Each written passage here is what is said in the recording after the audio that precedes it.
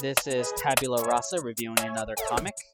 We are grading off of these categories. If I like it, it gets a star. If I really like it, it gets a star plus. It's going to be out of 10, 5 being I will recommend it to other people, and anything above 5 means I really like it, and anything below 5, well, you get the idea. We are reviewing Interview with a Vampire, Claudia's story.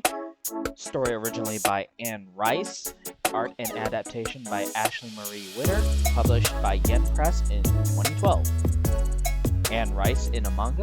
Yes, it exists. How is it? Do the YouTube thing, help support the channel, and here we go. So, black and white / color. This part was unexpected. When you normally see a manga by a non-Japanese, you don't get manga. In fact, you just get the imitation of the style. Empowered comes to mind. Ashley Marie Witter does get it. The black and white, it is, technically speaking, but it was done on like a beige background, which gives it an atmosphere of old and in the past, and this was masterfully done, so star plus. Panels and expression. The panels are done really well. It flows well from one panel to the next, and seeing it all together on the page, well, that's just good comic book sense. The only issue here is the sense of expression. A lot of work went into the art, that is clear. No arguments here. But some parts of the manga needed just a little bit more punch when it came to emphasize the dramatic moments. And believe me, this has some dramatic moments. You don't need it too often, but considering that there were no panels where it just, emphasized it in the way that manga does, it's so close to a star plus, but because it does not have that, I just have to give it a star. But a star it deserves nonetheless. Characters and dialogue. Anne Rice got famous on the written word of this story, the book, basically. Ashley Marie Witter put that in a manga format, not just simply in a comic book format, right? She made it into a manga.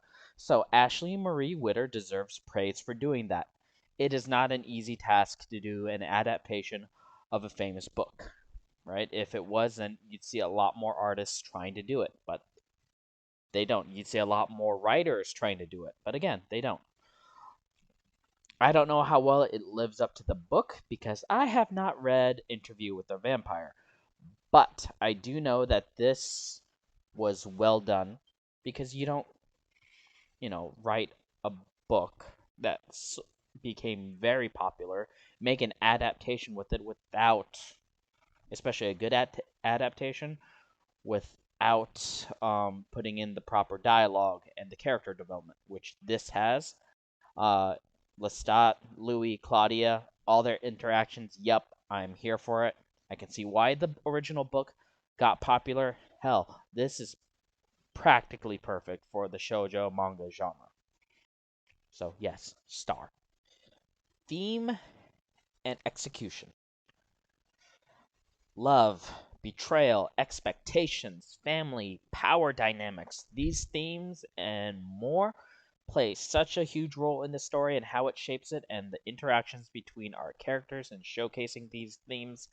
It was all there.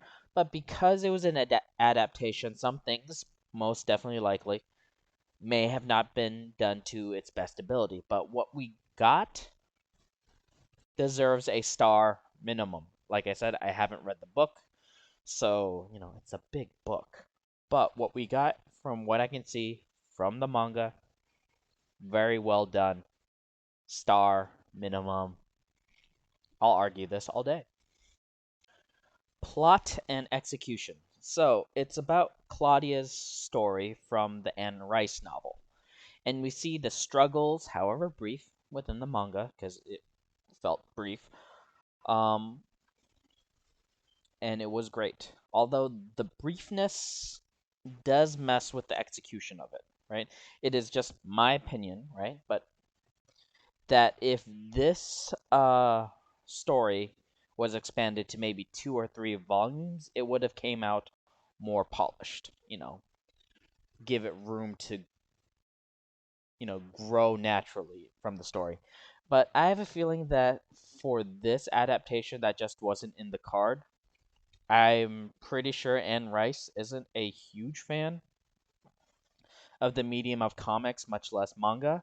I don't know. I could be wrong. She could be a huge otaku for all I know. But there are parts in there where it just feels like it's rushed to get it all in one book. I don't know if it's Anne Rice doing it, if it's the publishers doing it, or if Ashley had or Miss Ashley Marie Witter had other projects going on, and this was just the thing that she had to do because she is an illustrator, and she does have other projects. That could be it, but hey, what we got definitely deserves a star. If it came out just a little bit more polished, I definitely would have given it a star plus. But it felt rushed, so star. So in conclusion, this got 5 stars and 1 plus, or 6 stars. They're equivalent, which is nice. It was kind of unexpected to a degree because it was an American made manga. But hey, if it works, it works. I don't know about the coming future, right? But back in 2012 and before, American made manga wasn't all that great. This is different. Now, did this use the same manga techniques that we see in Japan for action or emotion? No, we did not see any over dramatic speed lines. We didn't see any backgrounds to highlight the emotion or the drama for the characters or the interaction itself. No. But what you did get was the style from Ashley Marie Witter. She has style. And that's something that you don't see too often. I don't know how much experience Ashley Marie Witter had with manga. From a cursory point of view, just looking at it, reading through it, um, I would say that she's not really a manga artist. But I think she did enough research, or at least seen enough to know that for manga is to focus on key scenes of emotions or actions and put it together on the page where the panels make sense and it flows. Not just, you put it here, pretty picture, here, pretty picture, and then you combine the action or explain the action in between the scenes with an exposition box. No, you did not see that, which made it really good. So bravo and kudos to her. And the choice using the beige background, right? You normally don't see it, right? Not in American comics, not in manga, right? In manga, that's printed on, sometimes depending on the magazine, they print it on a different colored paper, right? But, the effect is to, essentially see it on the black and white style thing. So, but this one choosing the beige background just made it that much better. So it was very well done. Ashley Marie Witter knows her style. It gives it a stylistic view that you don't see well, in really anything. So yeah, this adaptation is well done. Now, some of you Anne Rice fans might be thinking, well, what about Anne Rice? She wrote the original book. I don't hear you talking about Anne Rice and how well she did. She's amazing. Well, no, I can't talk about her if I haven't read her. I mean, like I said, it's a thick book. But as an adaptation of that book, let's just say that if this does this much, right? Then I'm pretty sure the original book is great. Cuz this adaptation is very well done. Taking that big book, breaking it down for Claudia's story and making it a cohesive story in itself. My goodness, very well done. So, I would definitely recommend this to others, especially if you like manga, if you like comic books, right? If you like Anne Rice, if you like the dramatic vampire stuff.